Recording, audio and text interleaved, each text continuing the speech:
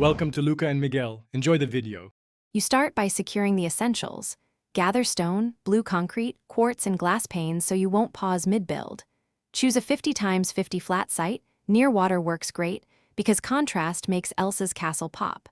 Once chosen, walk the perimeter and place temporary markers, then lay the 50x50 outer wall outline.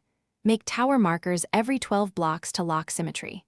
This early structure frames all later details, so make sure foundation lines are straight and corners square before you rise up.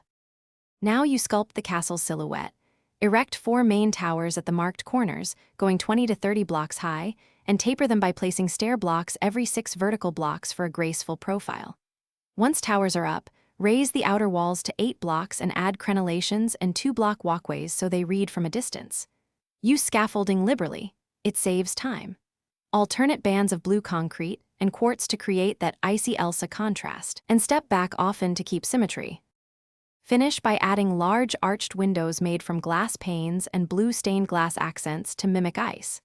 Inside, carve floors and staircases, then hang chandeliers from sea lanterns and glowstone for cold, bright light. Create exterior touches: a frozen pond, icy statues, and stone paths leading to the main gate. Once done, test at night to spot dark corners. If blocks are missing or symmetry fails, use your marker grid to count from a corner and replace misplaced blocks, repairing from that known angle. Thanks for watching and please subscribe. It's the best investment you'll ever make.